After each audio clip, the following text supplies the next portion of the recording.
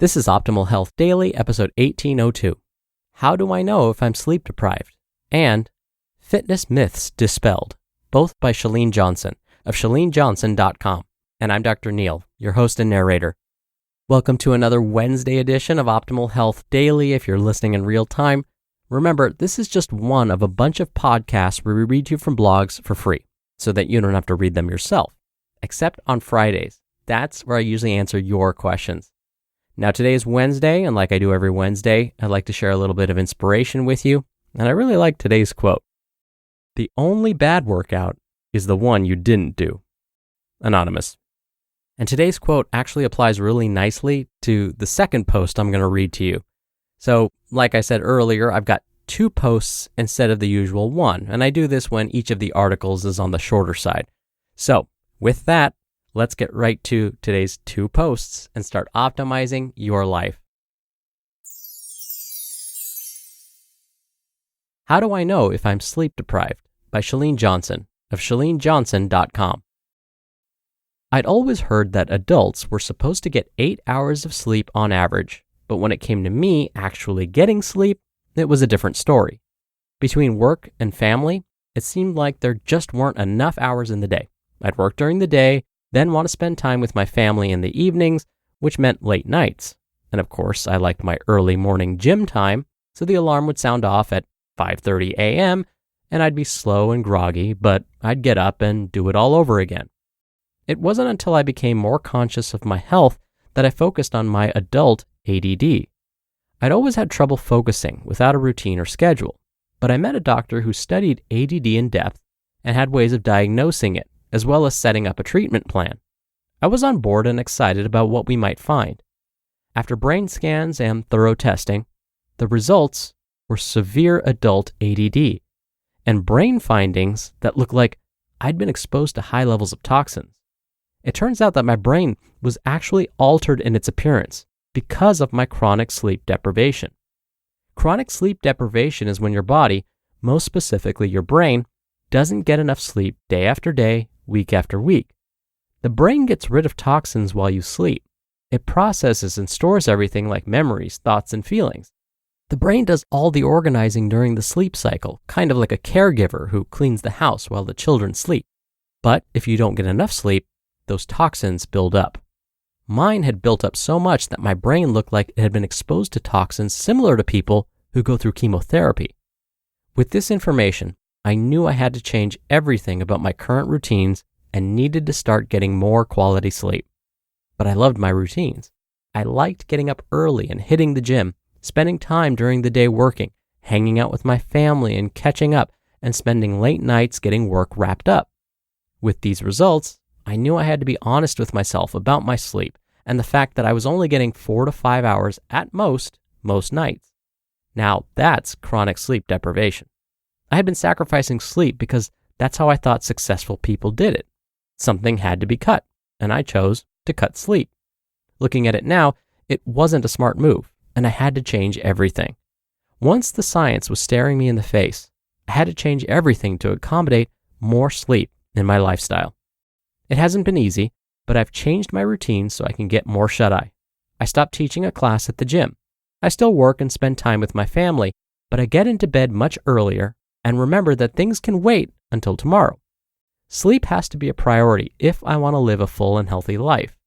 I'm glad I see that now, and with better sleep, have been feeling more alert and active throughout my day.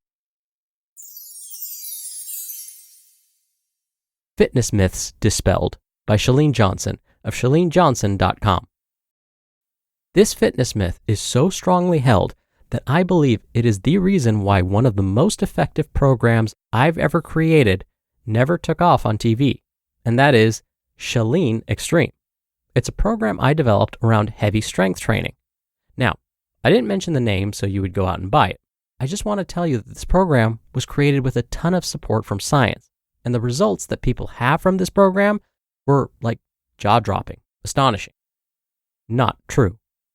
So the fitness myth is that when you lift weights, you'll bulk up. In particular, this myth is strongly held by many who identify as female. Now, I know that this myth is erroneous. I know that by lifting heavy weights, I've been able to completely transform my body. It's how I've been able to keep my body fat lower and to make working out much easier. I don't always have to be doing cardio. I can burn more calories by putting what I call that secret weapon in my body, which is muscle. Muscle is like the fountain of youth. It allows us to naturally generate human growth hormone. Muscle helps us to move and gives us shape. It gives us a lift. However, it is a very strongly held myth that you're going to bulk up if you lift heavy. You would be shocked how heavy I lift. I lift as heavy as I possibly can. And when I say that, I try to select the weight that I'm going to fail, meaning I can't lift it after 8 to 15 reps, depending on what periodization I'm in. What those that identify as female mistakenly think: bulky fitness myth. But for many that identify as female, they believe that if they lift heavy, it's going to bulk them up or make them look manly. Unfortunately, those fears are perpetuated by the stuff that's in the media. I'll never forget the year I created Chalene Extreme. Mariah Carey had gone on Oprah and was showing Oprah how she toned her arms, and she was showing her the exercise that she did. I was like, oh no. Now millions of people are going to believe that's really going to tone your arms. She lifted her arms out to the side and then twisted her hands side to side as if turning doorknobs. Oh my goodness, this is how stuff gets perpetuated. That's not what gave her toned arms. That doesn't build any muscle. It doesn't do anything except waste time. Sorry, #not sorry. Hormones. Those born female can't bulk up because they don't have the muscle building hormone at the level that those born male do. And of course, the muscle building hormone that I'm talking about is testosterone. Yes, we all have testosterone, and some have lower testosterone while others have higher testosterone. Those with a higher testosterone level build muscle easier, whether they identify as male or female. Those with a lower testosterone level may have a very difficult time putting on muscle. But you see, the cool thing about muscle is this: it's gradual. It always cracks me up that people are like, oh, I took that class and now I'm afraid I'm going to bulk up. Really? Like you think you're going to wake up the next day and go, oh no, my biceps are huge. How did this happen? I have huge biceps. It just doesn't happen that way. I love the size of my shoulders and roundness of my booty. Maybe I want it a little higher, so I'm going to continue to lift and lift heavier until the muscle lifts that booty up the way I want it to look. But it's gradual. I wish it wasn't. I wish I could just go really hard for a week and wake up the next week and go, woo, look at all those muscles. But it's super gradual. So you need to lift weights in order to reduce body fat, in order to have a higher calorie burn while your body is at rest, and in order to look younger and to feel stronger. So no more twisting light bulbs in the air to tone your arms. You just listened to the posts titled, How Do I Know If I'm Sleep Deprived? And Fitness Myths Dispelled, both by Chalene Johnson of chalenejohnson.com.